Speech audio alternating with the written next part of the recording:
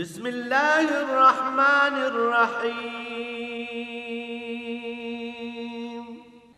الرحمن علم القرآن.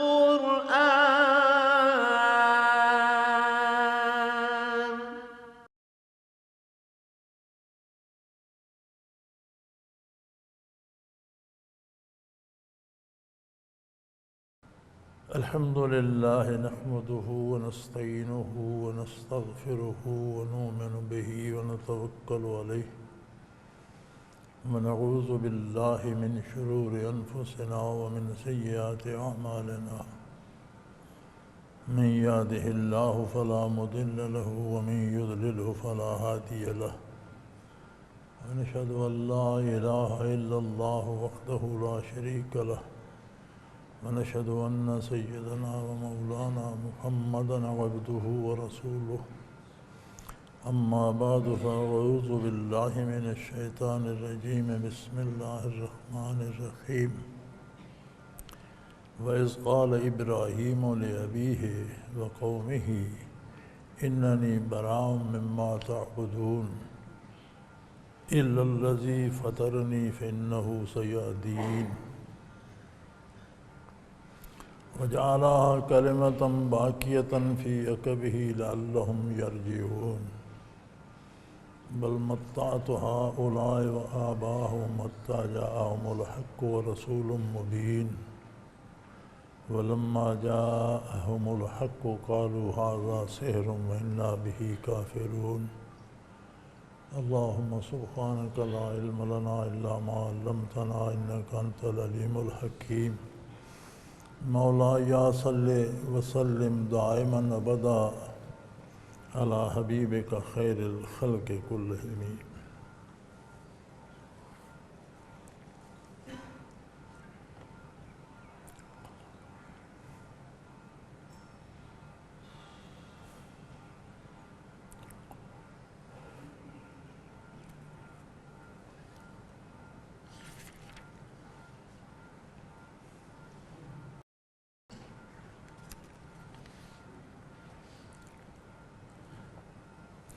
پچھلی آیات مبارکہ میں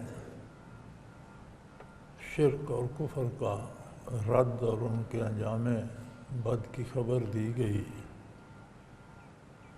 اسی ضمن میں ارشاد ہوا کہ جب ابراہیم علیہ السلام دنیا میں تشریف لائے اور انہیں مبعوث فرمایا گیا تو ان کے گھر سے لے کر والد سے لے کر ساری قوم کفر و شرک میں مبتلا تھی.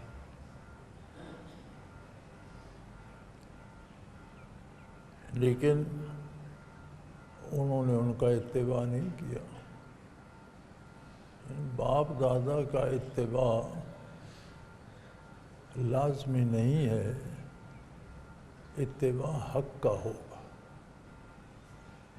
اگر باپ دادا حق پہ قائم ہے تو وہ اتباع باپ دادا کا نہیں، وہ حق کا اتباع ہے.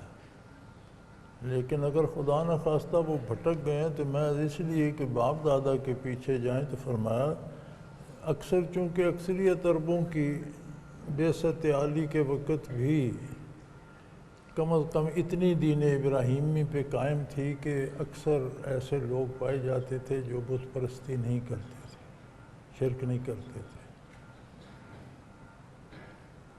کچھ سنتیں ختنہ کرتے تھے، مونچھیں یہاں سے لیتے تھے، کچھ نہ کچھ سنت ابراہیمی بھی ان میں رائج تھی.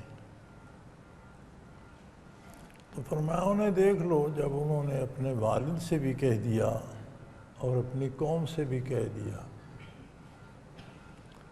ان کی قوم بہت طاقتور تھی.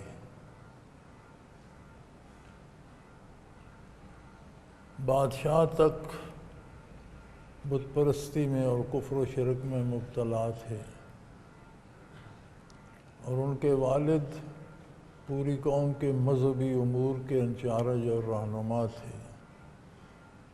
بتوں کی حفاظت اور ان کا اہتمام اور بت خانے کا اہتمام اور خود بت بنانے تک اس میں محو تھے. تو انہوں نے فرمایا، باپ سے بھی فرمایا اور پوری قوم سے بھی، اننی براؤں مما تعبدون، یہ جن چیزوں کی تم پوجا کرتے ہو میں ان سے بری ہوں۔ یہ بھلا کیا بات ہے کہ انسان اپنے ہاتھ سے ایک بت تراشے اور پھر اس کے سامنے سجدہ ریز ہو جائے، بے حس بے جان بت ہے۔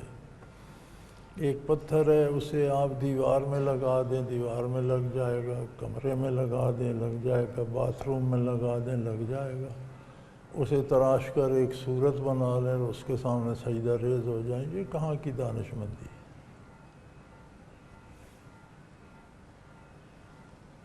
تو پھر کیا ہے حق، کیا ہے، کیسے پتہ چلے گا؟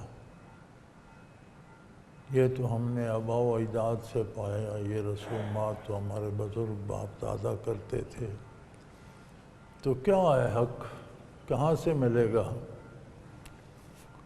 فرمائے للذی فطرنی فإنہ سیہدین، جس نے مجھے پیدا فرمایا ہے وہ پیدا کر کے چھوڑ نہیں دے گا، وہ رہنمائی بھی فرمائے گا، وہ طریقِ حیات بھی بتائے گا۔ آپ کائنات میں دیکھ لیں،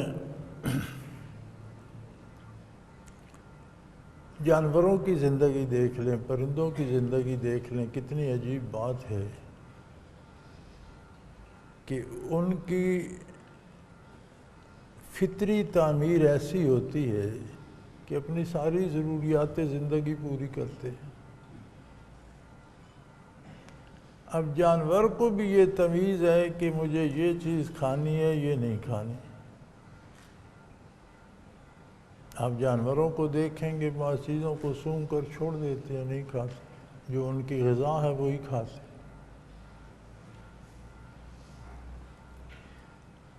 جس کی جو خوراک اللہ نے بنائی ہے وہ زندگی بھر اس پہ گزارا کرتا ہے۔ شیر گوشت ہی کھاتا ہے، گھاس نہیں کھاتا۔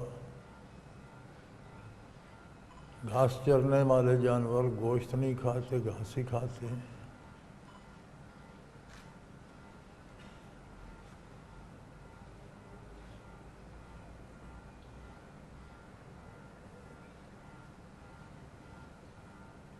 فطری طور پر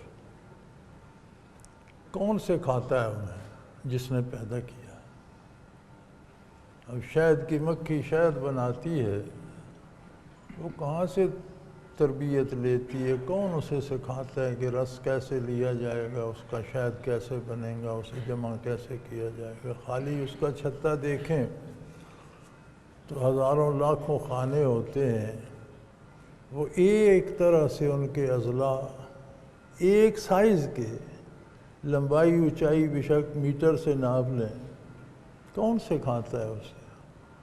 اچھا، اس کے پیٹ میں جو کچھ جاتا ہے اسی میں سے وہ مادہ بھی نکالتی ہے جس سے چھتا بناتی ہے، اور اسی میں سے وہ مادہ بھی نکلتا ہے جو شہد بنتا ہے۔ تو جو اجزاء شہد کے ہیں ان کا شہد بنا کے اس میں ڈالتی ہے، جو اجزاء دوسرے چھتا بنانے کے ہیں ان سے وہ موم سی بن کر نکلتی ہے، اس کا وہ چھتا بنا دیتی ہے۔ یہاں تک کہ جو لوگ یہ شہد تلاش کرتے ہیں نا، ان سے اگر آپ پوچھیں نا تو وہ بڑی تکنیک کرتے ہیں، چھوٹی سی ایک کسی پیالی میں شہد ڈالا، پھر ایک تکونا سا وہ سٹینڈ بنایا، اس پر پیالی رکھ دی۔ اب مکھی جب فطری اصول سے بھٹکتی ہے، اسے چاہیے نا پھول سے رس لے، اس کا شہد بنائے، وہ بنا بنایا شہد دیکھتی ہے تو لالچ کرتی ہے کہ یہ بنا بنایا لے لوں، وہاں سے اڑتی ہے تو پھر وہ اس کا پیچھا کرنا شروع کر، لیکن وہ کبھی ایک ہی بار کامیاب نہیں ہوتے، اسے جانا ادھر ہوتا ہے تو وہاں سے شہد لے کر ادھر جاتی ہے، پھر کتنے سینکڑوں چکر لگا کر اپنے چھتے تک پہنچتی ہے، تو وہ شہد اتارنے والے یہاں رکھا، پھر دیکھا کہ یہاں سے ادھر گئی ہے، پھر 10 قدم آگے جا کے رکھ دیا، یہاں سے کدھر گئی ہے، پھر 10 قدم ادھر رکھ دیا، تو صبح سے لگے ہوئے کہیں شام کو جا کر یا دوسرے دن چھتے کے پاس پہنچتے ہیں۔ ابھی اس مکھی کے بھی فطرت میں اللہ نے ڈال دیا کہ تم نے سیدھا چھتے پہ نہیں جانا، یہ خطرناک ہے۔ وہ اتنے چکر لیتی ہے کہ وہ دن بھر وہ پیچھے پیچھے پھرتے رہتے ہیں۔ اسی طرح ساری مخلوق، مچھلی کا بچہ پیدا ہوتا ہے وہ تیرنا شروع کر دیتا ہے، تیرنے لگ جاتا ہے۔ جانور کا بچہ پیدا ہوتا ہے تو سیدھا ماں کا دودھ پینے لگ جاتا ہے۔ کون سکھاتا ہے اسے کہ اس کی خوراک یہاں ہے، اس کی غذا یہ ہے؟ تو جس نے مجھے انسان بنایا، ان سب سے افضل مخلوق بنایا، اور جس نے جانوروں کی رہنمائی کی ہے، میری نہیں کرے گا، مجھے چھوڑ دے گا؟ جس نے ساری مخلوق کی رہنمائی فرمائی ہے، اِلَى الَّذِي فَطَرْنِي، سوائے اس کے جس نے پیدا کیا ہے، وہی رہنمائی کر سکتے ہیں۔ اسی کو پتہ ہے کہ منزل کہاں ہے اور اس کا راستہ کیا ہے۔ فَإِنَّهُ سَيَهْدِينِ، یقیناً وہ میری رہنمائی فرمائے گا۔ اور پھر جب اللہ نے انہیں نبوت سے سرفراز فرمایا، رہنمائی فرمائی، تو انہوں نے اسے قبول کرنے کا حق ادا کر دیا۔ وَجَعَلَهَا كَلِمَةً بَاقِيَةً فِي عَقِبِهِ، انہوں نے اس طرح اس پابندی سے اسے نبھایا کہ آنے والی نسلوں کے لیے بھی مثال اور تعلیم چھوڑ گئے۔ صدیوں بعد بھی وہ پیغام الہی جو ہے وہ لوگوں میں چلتا رہا، حتیٰ کہ بعثت عالی تک بھی بعض لوگ دین ابراہیمی کی بنیاد یعنی توحید پر بھی قائم تھے، اور بعض سنتیں بھی موجود تھیں۔ تو فرمایا تم کہتے ہو ہم باپ دادا کی پیروی کرتے ہیں، باپ دادا کی، خود کو ابراہیم علیہ السلام کے وارث اور اولاد بتاتے ہو، تو پھر ان کی پیروی کیوں نہیں کرتے؟ مشرکین کی کر لیتے ہو تو ابراہیم علیہ السلام کی پیروی کیوں نہیں کرتے؟ انہوں نے کیا خوبصورت بات کی تھی کہ جس نے ہمیں پیدا فرمایا ہے، خلقت انسانی سے نوازا ہے، اوصاف انسانی عطا فرمائے، وہ ہمیں یوں ہی چھوڑ دے گا؟ وہ رہنمائی فرمائے گا جس نے ساری مخلوق کی رہنمائی فرمائی ہے۔ اور انہوں نے اسے اس طرح نبھایا کہ اس کلمہ ہدایت کو نسلوں میں باقی چھوڑ گئے، لعلہم یرجعون، تاکہ صدیوں لوگ اللہ کی طرف رجوع کرتے رہیں۔ اس پہ علماء نے بڑی خوبصورت بحثیں فرمائی ہیں تفاسیر میں کہ اولاد کی تربیت پوری توجہ سے کرنی چاہیے۔ جتنی توجہ ہم دنیاوی امور میں دیتے ہیں کہ بچے کی صحت ٹھیک ہو، بچہ اچھے سے اچھے سکول میں پڑھے، بچے کے سبجیکٹ بہت اچھے ہوں جس سے اسے اچھی ملازمت یا اچھی جاب یا اچھا عہدہ مل سکے، یہ ساری چیزیں ہم کرتے ہیں نا، اس سے زیادہ ضروری ہے کہ اس کا عقیدہ صحیح ہو، اس کا کردار صحیح ہو۔ تو جتنا اہتمام اولاد کی دنیاوی تربیت کا کیا جاتا ہے، اس سے زیادہ دینی تربیت کا بھی کیا جانا چاہیے۔ بچے دنیا کہاں سے سیکھتے ہیں؟ والدین سے سیکھتے ہیں۔ جس مزاج کے والدین ہوتے ہیں اور جس شعبہ زندگی کے والدین ہوتے ہیں، عمومی قاعدہ یہ ہے کہ اولاد وہی کچھ اپناتی ہے۔ ایک بچہ جب آنکھ کھولتا ہے تو اس کے نگاہ میں، اس کے دماغ میں دنیا کا سب سے اچھا انسان اس کا باپ ہوتا ہے، دنیا کی سب سے بہتر خاتون اس کی ماں ہوتی ہے، ان کا جو کردار ہے وہ سمجھتا ہے یہ سب سے بہتر کردار ہے، اس کے پیچھے چلنے کی کوشش کرتا ہے۔ ہماری مصیبت یہ ہے کہ ہم سمجھتے ہیں ہم تو جی چاہے کرتے رہیں، بچے نیک ہونے چاہیے۔ بھئی آپ جو جی چاہے کریں گے تو بچے کیسے نہیں؟ بچے آپ کو فالو کریں گے، آپ کے پیچھے چلیں گے، آپ سے جینا سیکھیں گے، آپ سے بولنا سیکھیں گے، آپ سے عادات حاصل کریں گے، سب کچھ تو انہوں نے آپ سے لینا ہے۔ امام شعرانی رحمۃ اللہ تعالیٰ علیہ فرماتے ہیں اس ساری تربیت کے ساتھ اولاد کے لیے درد دل سے دعا کرنا بھی ضروری ہے۔ یہ سارا اہتمام کر کے دعا یہ ہوتی ہے کہ آپ فصل حاصل کرنا چاہتے ہیں تو کھیتی تیار کریں، ہل جوئیں، محنت کریں، پانی لگائیں، کھاد ڈالیں، اس میں بیج ڈالیں، پھر دعا کریں کہ اللہ میری کھیتی بہت اچھی کر۔ آپ کرتے کچھ نہیں اور بیٹھ کے دعا کرتے ہیں تو یہ گستاخی ہے۔ کوئی فرد شادی نہیں کرتا، روزانہ دعا کرنے بیٹھ جاتے ہیں اللہ مجھے اولاد دے دے، تو یہ گستاخی شمار ہوگی۔ وسائل اور ذرائع جو اللہ نے پیدا کیے ہیں وہ اختیار کر کے نتائج کے لیے دعا کی جاتی ہے کہ یا اللہ جو میرے ذمے آپ نے لگایا تھا وہ اپنی حیثیت کے مطابق میں نے کر دیا، اب تیرا کام ہے تو مجھ پہ کرم فرما۔ تو اولاد کی تربیت بھی کرے، انہیں دین سکھائے، عقیدہ سکھائے، کردار سکھائے، اخلاق سکھائے، اور پھر اللہ سے دعا بھی کرے کہ جو میرے بس میں تھا وہ پورا یا تھوڑا یا جو توفیق ہوئی میں کر رہا ہوں، جو تیرے عطا پہ منحصر ہے وہ تو بھی عطا کر۔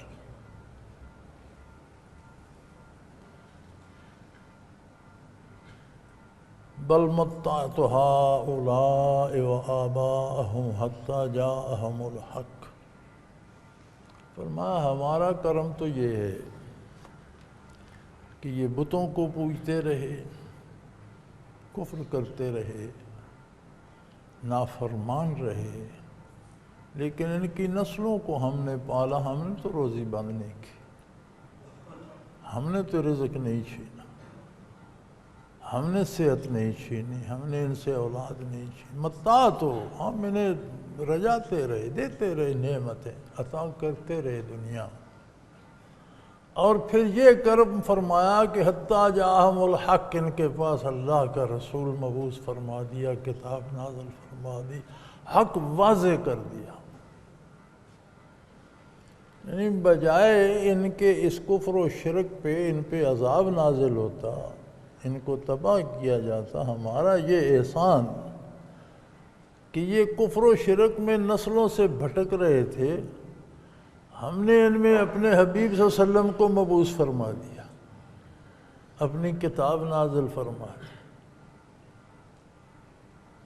بجائے عذاب کے نجات کے دروازے کھول دیے، کرم کے باب وا کر دیے، اور ان کے پاس حق بھی پہنچ گیا، ورسول مبین، اور ایسا رسول جس کے رسول ہونے میں کبھی کسی کو کوئی شک نہیں ہوا،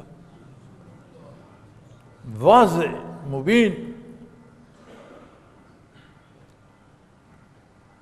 جس نے رسول اور نبی نہیں مانا وہ بھی آپ کی عقیدے، آپ کے کردار، آپ کے عمل، آپ کی دیانت، آپ کی امانت، آپ کی راست بازی اور آپ کی سچائی کی تعریف کیے بغیر نہ رہ سکا۔ کوئی کافر و مشرک آپ پر جھوٹ کا الزام نہ لگا سکا، بددیانتی کا الزام نہ لگا سکا۔ کوئی ایسا جملہ جو خلاف شان نبوت ہو وہ کوئی کافر بھی ثابت ہے۔ رسول مبین، ایسا رسول جس کی رسالت میں کوئی شبے کی بات نہیں، کوئی ایسی بات جو آداب رسالت کے منافی ہو، اس کا کوئی دشمن بھی ان کے ذمہ نہ لگا سکے۔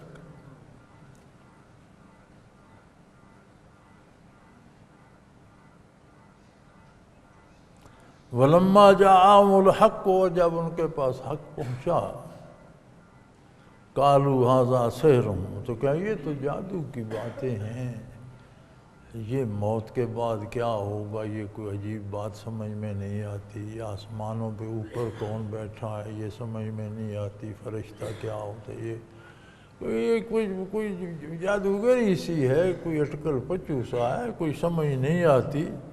وَإِنَّا بِهِ كَافِرُونَ، ہم اس سب کا انکار کرتے ہیں۔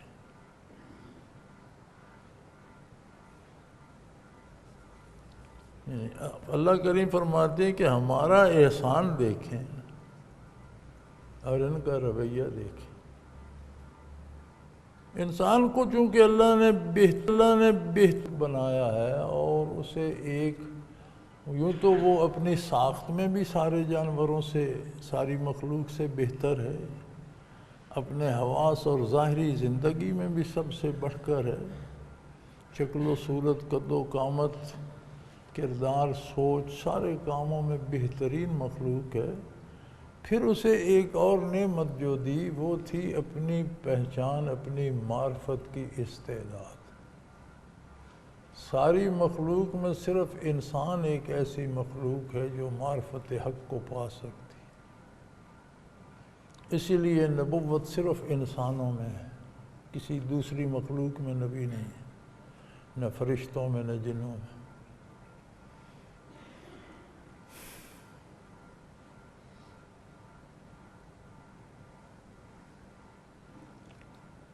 تو انہوں نے جب راہ حق سے بھٹکے، جب لالچ کیا، دنیاوی مادی لالچ میں پھنسے، دنیا کو محض حاصل کرنا چاہا، اس کے ضابطے بھول گئے، حلال و حرام بھول گئے، اس کے جائز ذرائع بھول گئے۔ دولت ہونی چاہیے، چوری سے ملے، رشوت سے ملے، کہیں سے ملے، ڈاکے سے ملے، عہدہ ہونا چاہیے کسی طرح ہیرا پھیری سے جیسے ملے۔ جب دنیا کے لالچ میں آئے تو سب کچھ کھو بیٹھے، اتنے محو ہو گئے کہ جب انہیں اللہ کے نبی صلی اللہ علیہ وسلم نے حق بتایا تو کہنے لگے نہیں، یہ کوئی عجیب سی جادوگری ہے، یہ ہماری سمجھ میں نہیں آتی، ہم اس کا انکار کرتے ہیں۔ دلیل کیا ہے؟ وَقَالُوا لَوْلَا نُزِّلَ هَذَا الْقُرْآنُ عَلَىٰ رَجُلٍ مِّنَ الْقَرْيَتَيْنِ عَظِيمٍ۔ یہ مکہ اور طائف جڑواں شہر ہیں، بڑے عظیم شہر ہیں، بڑے قدیم شہر ہیں، تہذیبوں کا گہوارہ ہیں، اور ان میں بڑے بڑے امیر لوگ ہیں، بااثر لوگ ہیں جن کی بات سنی اور مانی جاتی ہے۔ ایسے ایسے لوگ ہیں جن کا پورا معاشرہ جن کی قدر کرتا ہے، وہ بات کہتے ہیں تو لوگ سنتے بھی ہیں، مانتے بھی ہیں۔ تو اگر یہ قرآن اللہ کا کلام تھا تو ان میں سے کسی پہ نازل ہوتا، من القریتیں، کسی بڑے آدمی پہ، ان جڑواں شہروں کے کسی بڑے دولت مند پہ، بڑے بااثر پہ نازل ہوتا، لوگ اس کی بات سنتے بھی، مانتے بھی۔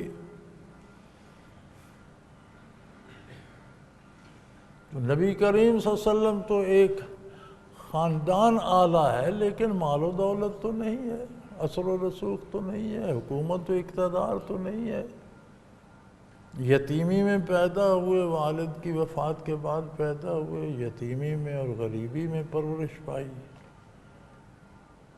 تو ان کی بات کون سنے گا؟ اگر اللہ نے قرآن ہی نازل کرنا ہے اور یہ اللہ کی کتاب ہے تو کسی بااثر بندے پہ نازل ہوتا، لوگ اس کی بات جس کی سنتے مانتے ہیں۔ اللہ کریم فرماتے ہیں اَهُمْ يَقْسِمُونَ رَحْمَتَ رَبِّكَ، یہ اللہ کی رحمت تقسیم کرنے کا ٹھیکہ انہوں نے لے لیا۔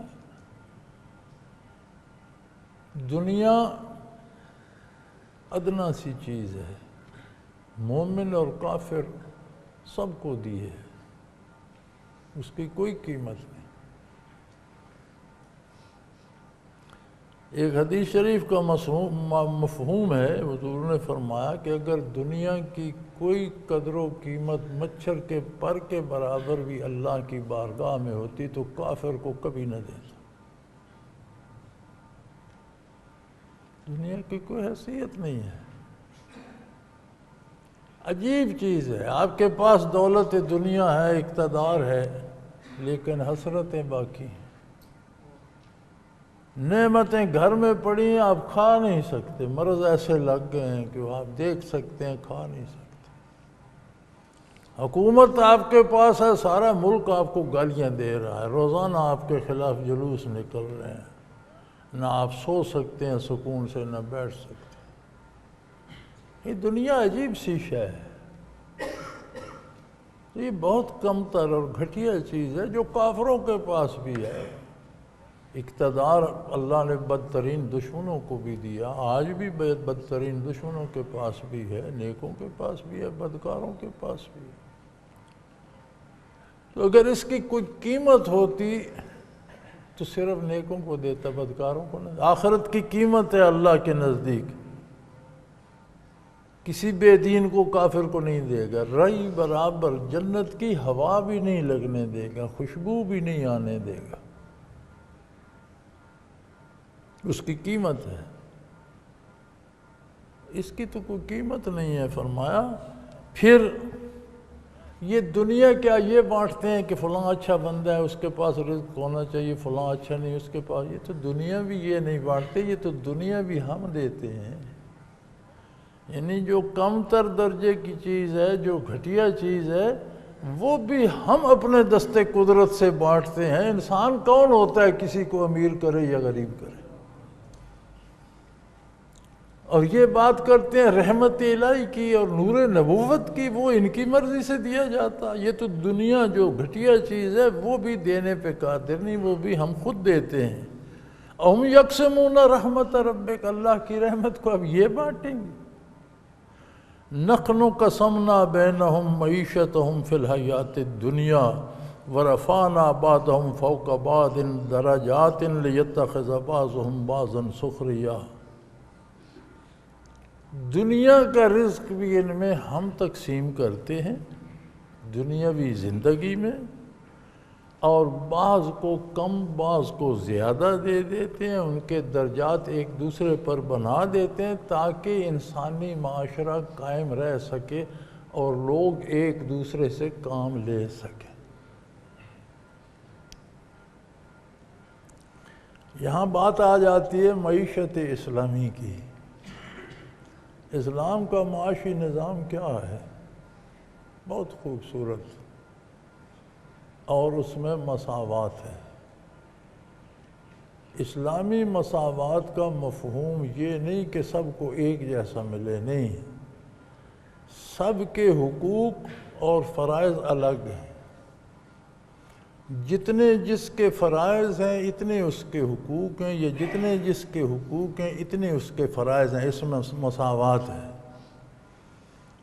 اگر ایک آدمی تنخواہ بہت زیادہ لیتا ہے اس کے فرائض بھی بہت زیادہ اہم ہیں، ایک آدمی کم لیتا ہے اس کے فرائض بھی کم ہیں۔ ایک بندہ دفتر کے اندر بیٹھا ہے، کرسی پر بیٹھے، اے سی لگا ہوا ہے، لاکھوں میں تنخواہ لیتا ہے، اس کے ذمے ملکی پالیسیاں بھی ہیں، بین الاقوامی امور بھی ہیں۔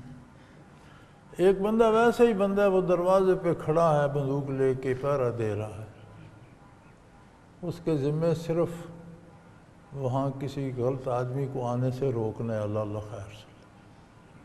اب جتنی وہ اجرت لے رہے ہیں فریضہ اتنا ہی ہے، اس میں مساوات ہے۔ جتنا وہ کام کر رہے ہیں اتنی اجرت لے، جتنی ذمہ داری وہ نبھا رہے ہیں وہ اتنی اجرت لے رہے ہیں۔ ہم ایک مکان بناتے ہیں، اس میں کتنے لوگ انوالو ہوتے ہیں؟ سب سے پہلے انجینئر انوالو ہوتا ہے، وہ نقشہ بناتا ہے، پھر مٹیریل پرووائڈ کیا جاتا ہے، اس کے لیے کوئی مالک مکان چاہیے جو انویسٹ کرے، جو پیسہ لگائے، جو مٹیریل لے کر دے۔ اب اس کے لیے کاریگر کی ضرورت ہے جو ان اینٹوں کو ترتیب وار جوڑ کر اس نقشے کے مطابق مکان بنا دے۔ اب اس کاریگر کو مزدوروں کی ضرورت ہے۔ اب عجیب بات دیکھیے کہ سب سے زیادہ جو مشقت ہے وہ مزدور اٹھاتا ہے، سب سے کم اجرت اس کو ملتی ہے۔ اس سے کم مشقت مستری اور کاریگر اٹھاتا ہے، اجرت اس سے زیادہ پاتا ہے۔ انجینئر نے 4 لائنیں کاغذ پہ لگائیں، وہ مستری سے بھی زیادہ پیسے لے لیتا ہے۔ یہ کیا مساوات ہے؟ ہاں، انجینئر نے عمر کے 20 سال کھپائے انجینئر سیکھنے میں، ایک فن حاصل کیا، پھر اس کو روزانہ اس کو تازہ کرتا ہے، تب وہ انجینئر رہتا ہے، اس ساری محنت کی اجرت اسے ملتی ہے۔ اس کی ذمہ داری ہے عمارت کی دیوار میں ٹیڑھا پن نہ آئے، عمارت بننے سے پہلے گر نہ جائے، عمارت میں پانی نہ ٹپکنے لگے، بنیادیں کمزور نہ ہو جائیں، اس کی ذمہ داری مستری مزدور کی تو نہیں ہے، اس لیے اس کی اجرت زیادہ ہے۔ مزدور مشقت کرتا ہے، وقتی طاقت لگاتا ہے، اینٹیں لے آیا، گارا لے آیا، سیمنٹ بنا دی، پہنچا دی، ان کو ترتیب سے جوڑنا، ان کی دیوار بنانا، صحیح بنانا، کجی نہ ہو، وزن اٹھا سکے، یہ سارا مستری برسوں لگا کر سیکھتا ہے تب کرتا ہے۔ وہ جو برسوں اس محنت سیکھنے پہ لگی، اس کی اجرت ہے کہ اس کی اجرت مزدور سے زیادہ ہے۔ مزدور وقتی طور پر طاقت لگایا، آیا اینٹیں پڑی اٹھا کر دے دی، نہیں پڑی نہ سے، اس کی اجرت کم ہے چونکہ اس کی قوت کم لگتی ہے۔ یہ مساوات ہے۔ مساوات اسلامی سے مراد یہ ہے کہ جس کا جو فرض بنتا ہے اس سے وہی لیا جائے، اس سے زیادہ بوجھ اس پہ نہ ڈالا جائے۔ جس کی جو اجرت بنتی ہے وہ اسے بلا روک ٹوک مل جائے، بادشاہ اور فقیر اپنی اجرت لینے میں برابر ہوں، امیر طاقتور غریب فقیر اپنا معاوضہ لینے میں برابر ہوں۔ یہ نہ ہو کہ امیر کو وسائل والے آدمی کو مل جائے، غریب دھکے کھاتا رہے، یہ عدم مساوات۔ مساوات کا یہ مطلب نہیں کہ پانچوں انگلیاں برابر ہو جائیں، مساوات کا یہ مطلب ہے کہ ہر فرد اپنی حیثیت کے مطابق ذمہ داری پوری کرے اور اپنی ذمہ داری کے مطابق اس کی اجرت پالے، اور اس میں کسی کو کوئی تکلیف نہ ہو۔ ہر فرد کے ساتھ انصاف برابر کیا جائے، عام آدمی سے جرم ہو، امیر سے جرم ہو، بادشاہ سے جرم ہو، ایک سی سزا، ایک عدالت، ایک انداز میں دی جائے۔ یہ مساوات ہے۔ اشتراکیت نے کہا نہیں، سب برابر ہیں۔ کیسے برابر ہیں بھائی؟ نہ سب کا قد برابر، نہ سب کی شکل برابر، نہ سب کے رنگ برابر، نہ سب کا مزاج برابر، نہ سب کی عادات برابر۔ قدرت نے ہر فرد کو الگ پیدا کیا، برابر تم کیسے کر سکتے ہو؟ ناکام ہو گئے نا اشتراکی نظام۔ اسی طرح اس کے مقابلے میں یہ مالیاتی نظام آیا دولت مندوں کا، ارتقاء سے دولت شروع ہو گئے، غریب غریب تر ہونے لگ گیا، امیر امیر تر ہونے لگ گیا، ناکام ہو گیا، بغاوتیں ہوئیں، قتل و غارت ہوئی، تباہیاں ہوئیں، کیا نتیجہ؟ اسلام کا معاشی نظام اتنا خوبصورت ہے، ہر بندہ جتنی اس میں استعداد ہے اس پہ اتنا بوجھ ڈالا جائے، اتنی ذمہ داری دی۔ یہ مساوات ہے۔ ایک بندہ ایک من بوجھ اٹھا سکتا ہے، اسے من دیا جائے، ایک 10 کلو اٹھا سکتا ہے، اسے 10 کلو دیا جائے، ایک 5 کلو اٹھا سکتا ہے، اسے 5 کلو۔ یہ مساوات نہیں کہ سب پر من لاد دو۔ مساوات یہ ہے کہ جتنی جس میں ہمت ہے اتنی ذمہ داری اس کو دی جائے، اور جتنا اس کا اجر بنتا ہے بلا روک ٹوک اسے دیا جائے۔ سرمایہ دارانہ نظام میں لوٹ مار مچ گئی، سود، جوا، سٹے بازی، یہ سب ہیرا پھیری سرمایہ داران نے نظام کیا ہے کہ غریبوں سے 10-10 روپے لے کر ایک بندہ 10 کروڑ جمع کر لے، ان میں سے ایک کو 2-4 کھلونے نکال کر دے دے۔ اسلام اس سے منع کرتا ہے۔ اسلام نے روک دیا، فرمایا جتنی جس میں ہمت ہے اس پر اتنا بوجھ ڈالو، اتنا فرائض اس کے ہوں، اور جتنے جس کے فرائض ہوں ان کی اتنی اجرت بلا تکلف اسے ملے۔ تو سو فرمایا کہ یہ ہم نے انسان کی آزمائش بنا دی ہے کہ ایک نظام حیات اسے ہم نے دیا ہے، یہ چونکہ ہم خالق ہیں، مالک ہیں، ہم نے رہنمائی کر دی۔ اب اسے عقل و شعور دے کر اختیار بھی دیا ہے، چونکہ مقابلہ آ گیا نا، جب معرفت الہی آپ کو نصیب ہو گئی تو پھر تو مقابلہ آ گیا، پھر کوئی آپ صرف اللہ ہی کی اطاعت کریں گے یا کسی اور لالچ میں پھنس جائیں گے، پھر مقابلے میں چیزیں ہوں گی تو بندے کا امتحان ہوگا۔ تو مقابلے کے لیے یہ عالم دنیا پھیلا دیا۔ وہ جب بھٹکتا ہے تو عظمت الہی کو چھوڑ کر دنیا کے لالچ میں پھنس جاتا۔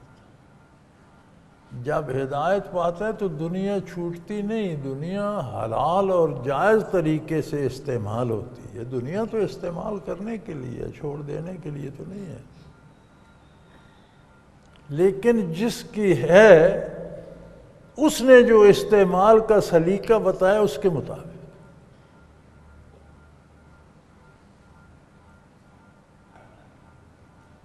تو اسلام کا یہ خوبصورت نظام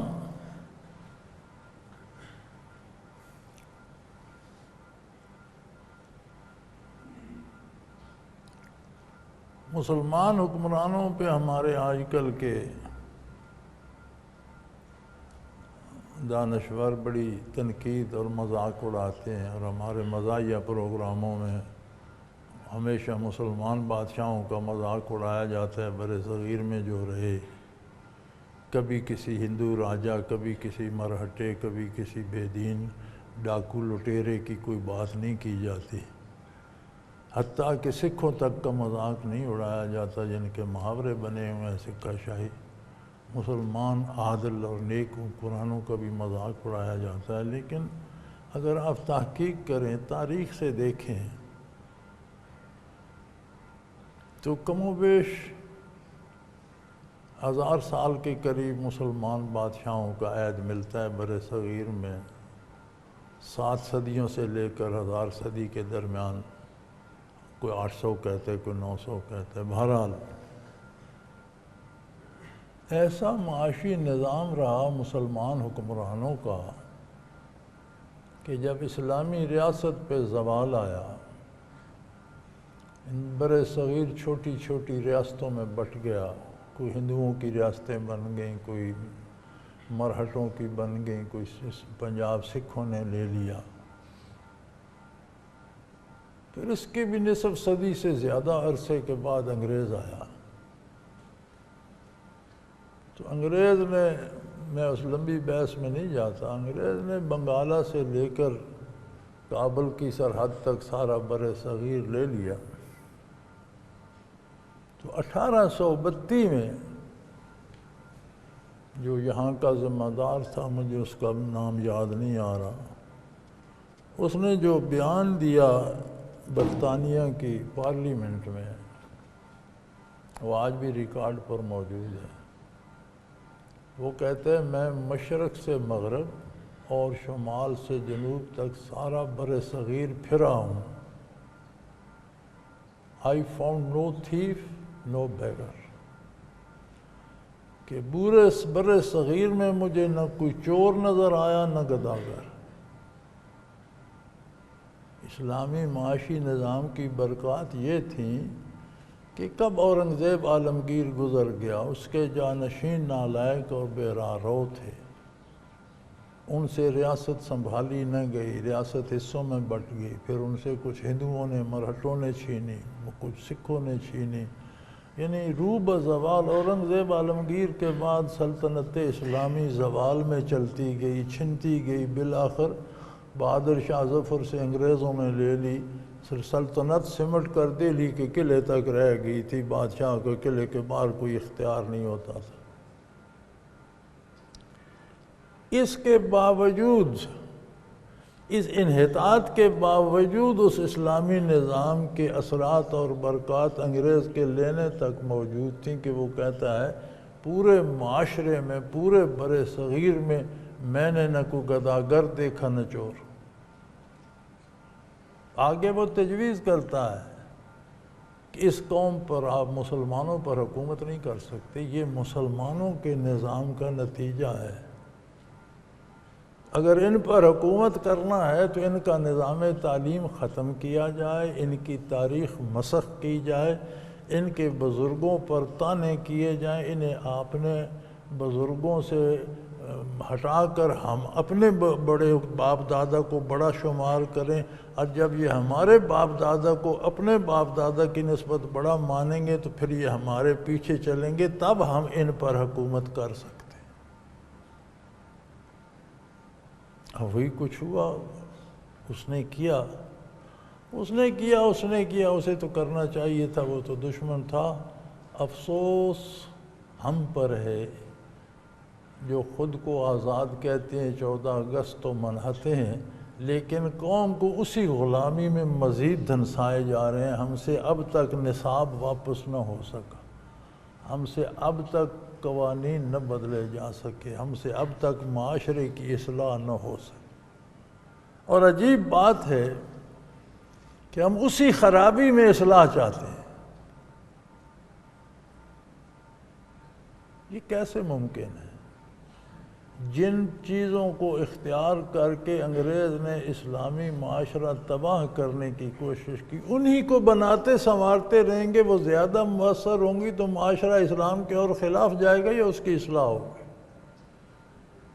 ضرورت تو یہ تھی کہ اس نے جو خرابیاں داخل کی وہ یکسر ختم کی جاتی اور پھر سے اپنا معاشی، سیاسی، ریاستی، عدالتی، اسلامی نظام پھر سے لایا جاتا، تب قوم آزاد ہوتی۔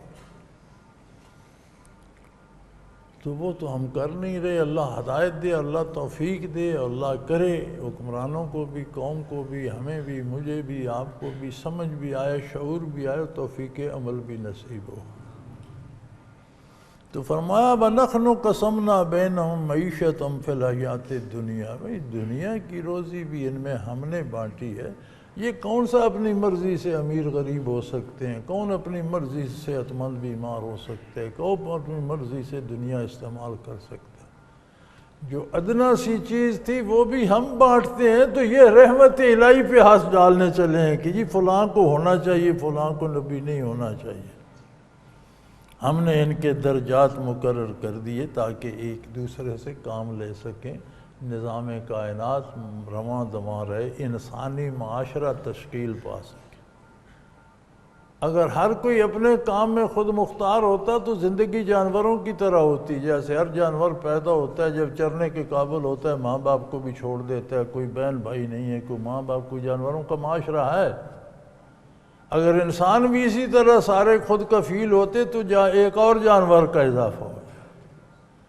انسانوں کو ہم نے ایک دوسرے سے اوپر نیچے درجات دے کر، مختلف کو مختلف فنون دے کر ایک دوسرے کا محتاج اور ضرورت مند کر دیا ہے، جس سے ایک انسانی معاشرہ تشکیل پاتا ہے اور ایک دوسرے کے ساتھ یہ وابستہ رہتے ہیں۔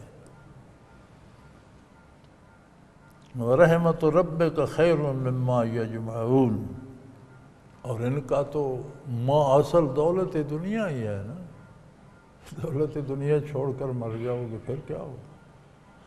پھر یہی ہوتا کہ چھوڑ کر مر جاتے، جان چھوٹی، پھر یہ نہیں ہے۔ مصیبت یہ ہے کہ آگے سارا پوچھا جائے گا کہ یہ کیسے جمع کی، کیوں جمع کی، ناجائز وسائل پہ سزا ملے گی، یہ تو مصیبت بن جائے گی۔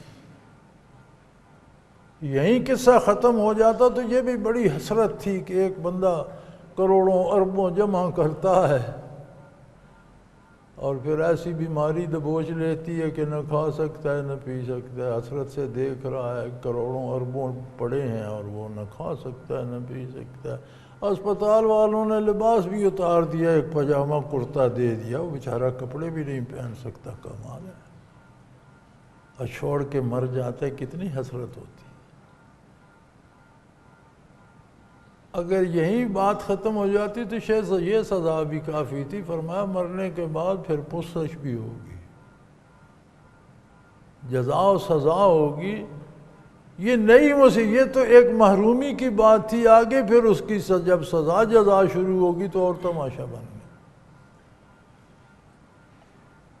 اور اگر ہم انسانوں پر یہ احسان نہ فرماتے، بنی آدم پر یہ احسان نہ فرماتے کہ یہ دنیا کے لالچ میں آ کر سارے ہی دولت کو دیکھ کر کفر کی طرف نہ چلے جائیں، لولا ان یکون الناس امۃ واحدہ، ہم سب کو ایک جیسا کر دیتے، سب کو دولت اور دنیا اور زر و جوار سے بھر دیتے، اور جو اللہ سے کفر کرتے ہیں ان کے گھر، ان کی سیڑھیاں، ان کے تخت پوش، ان کی چھتیں، ان کے دروازے ہم سونے چاندی کے بنا دیتے۔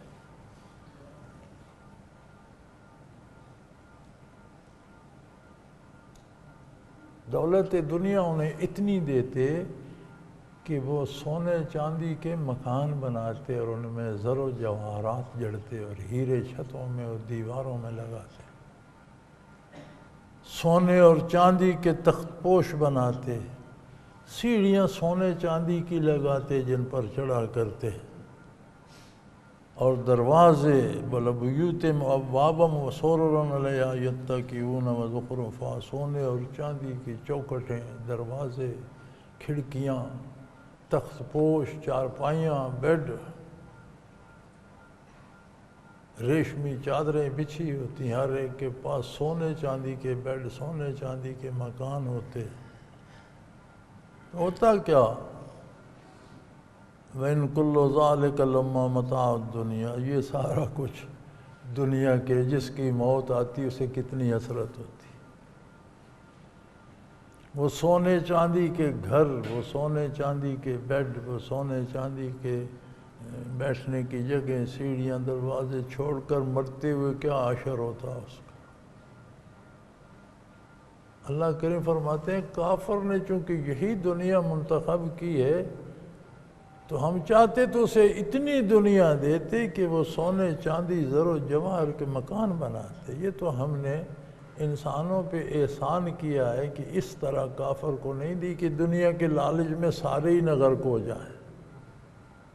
اللہ کو کیا پرواہ تھی، غرق ہوتے رہتے۔ فرمایا نہیں، ہم نے تمہاری خاطر تمہارا لحاظ کیا ہے، کیونکہ کافر آخرت سے بالکل محروم ہے، تو ہمارا دل چاہتا تھا اسے دنیا میں تو رجا دیں۔ یہ تو ہم نے بنی آدم پہ احسان کیا کہ کافر کو بھی انہی جیسا رکھا، کسی کے برابر، کسی کے کم، کسی سے زیادہ، جو معاشرے میں ہے تفاوت وہی قائم رکھا۔ اگر یہ سب کچھ بھی ہوتا، سونے کے مکان، سونے کے گھر، چاندی کے تخت، جواہرات جڑے ہوتے تو کیا تھا؟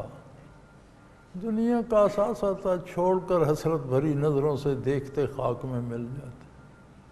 وَالْآخِرَةُ عِنْدَ رَبِّكَ لِلْمُتَّقِينَ، اور یاد رکھو جو لوگ اللہ کی اطاعت دل سے کرتے ہیں، متقین، تقوی۔ تقوی کیا ہے؟ ایک رشتے کا نام ہے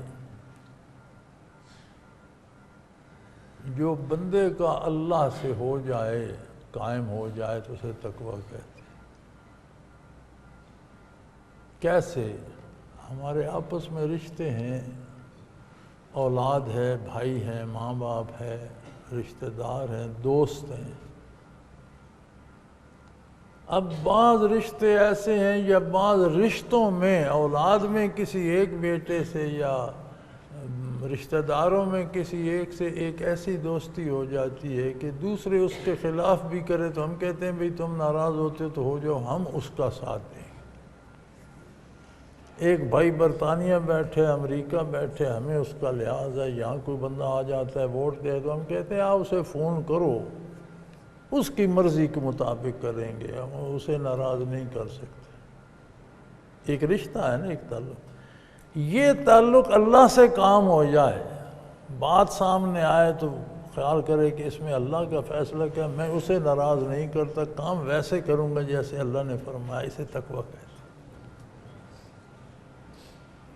تو فرمایا جنہوں نے اللہ سے رشتہ استوار کر لیا ان کے لیے آخرت ہے، ان کے اللہ کے پاس ہے، اس کے دستے قدرت میں اس نے دینی ہے، اور وہ بہت بہترین ہے، وہ دے کر چھینی نہیں جائے گی، وہ عطا کر کے کوئی بیمار نہیں ہوگا کہ نعمتیں پڑی ہیں کھا نہیں سکتا، وہ مکان عالی شان چھوڑ کر کوئی مرے گا نہیں کہ اتنا بڑا محل تھا موت آ گئی، نہیں، نہ بیماری، نہ دکھ، نہ کوئی تکلیف، نہ جوانی بھی سدا رہے گی، نعمتیں بھی سدا رہیں گی، سارے انعامات بھی سدا رہیں گے، ہمیشہ انجوائے کرتا رہے گا۔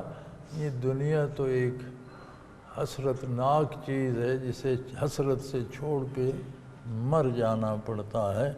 آخرت تیرے پروردگار کے پاس ہے، لیکن ہے ان کے لیے جن کا دلی رشتہ اس سے استوار ہے، جن کا ایمان درست ہے، کردار درست ہے، جنہوں نے اس کے نبی کا دامن رسالت تھاما صلی اللہ علیہ وسلم اور اسے مرتے دم تک نبھاتے رہے۔ وآخر دعوانا ان الحمدللہ رب العالمین۔ اللہ اللہ اللہ اللہ اللہ اللہ اللہ اللہ۔ حضرت امیر محمد اکرم آوان مد ذلہ العالی دارالعرفان منارہ ضلع چکوال میں سالہ سال سے قرآن و حدیث کے اوپر خطابات کر رہے ہیں اور سلسلہ نقشبندیہ اویسیہ کے مطابق لوگوں کو ذکر الہی کی تربیت دے رہے ہیں۔ وہ قرآن پاک کی تفسیر ترتیب وار بیان کر رہے ہیں۔ تفسیر قرآن کو وہ موجودہ ملکی اور بین الاقوامی حالات کے مطابق بیان کرتے ہیں۔